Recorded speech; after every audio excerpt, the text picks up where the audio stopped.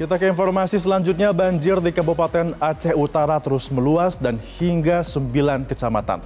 Sejumlah ruas jalan baik itu antar kecamatan hingga lintas nasional tergenang banjir dengan ketinggian bervariasi mulai dari 30 sampai dengan 50 cm.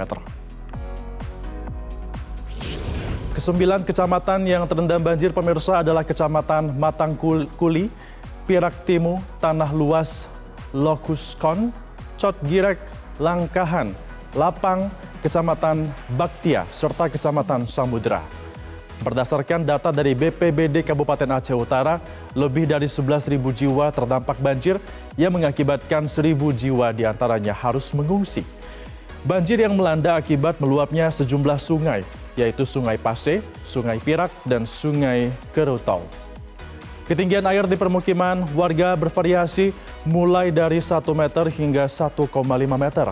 Dan untuk mengetahui kondisi terkini banjir yang terendam di Aceh Utara atau yang merendam Aceh Utara, informasi selengkapnya akan disampaikan jurnalis Metro TV Al-Hadi Habibi dari Aceh.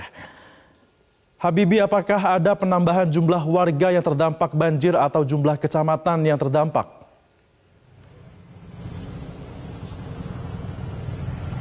Ya, Febrian, memang berdasarkan data yang kami terima dari BPBD Kabupaten Aceh Utara, saat ini memang banjir di Kabupaten Aceh Utara ini sebetulnya kalau secara dampak memang meluas ke 11 kecamatan begitu. Namun jika berdasarkan kondisi terkini di lokasi, kondisi banjir justru berangsur surut. Ini dikarenakan memang dalam 2 hari terakhir ini hujan mulai mereda. Tidak lagi terjadinya hujan lebat yang mengguyur Kabupaten Aceh Utara dan juga di kawasan Hulu Kabupaten Benar Meriah, sehingga saat ini banjir berangsur surut, di mana jika sebelumnya ketinggian air banjir ini bisa mencapai mulai dari 50 cm hingga 2 meter. Saat ini atau hari ini banjir sudah berangsur surut di ketinggian mulai dari 30 cm hingga 1 meter. Dan Badan Jalan Nasional pun jika sebelumnya di kawasan di Kecamatan Loksukun, jalan lintas nasional Jalan Banda Aceh Medan juga sulit dilalui kendaraan karena ketinggian air di badan jalan ini merendam hingga 50 cm. Ini hari ini juga terpantau sudah mulai berkurang, di mana ketinggian air hanya mencapai sekitar 20 sampai dengan 30 cm.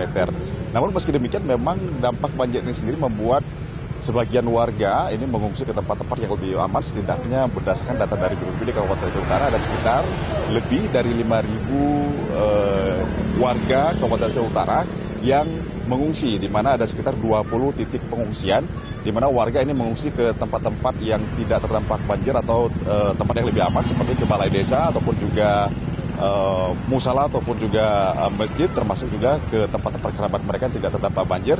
Namun juga terdapat juga sebagian warga terdampak banjir yang tetap memilih bertahan di rumah mereka, terutama warga-warga yang memang memiliki rumah lantai 2. Ini mereka tetap bertahan karena mengingat takut kehilangan harta benda mereka.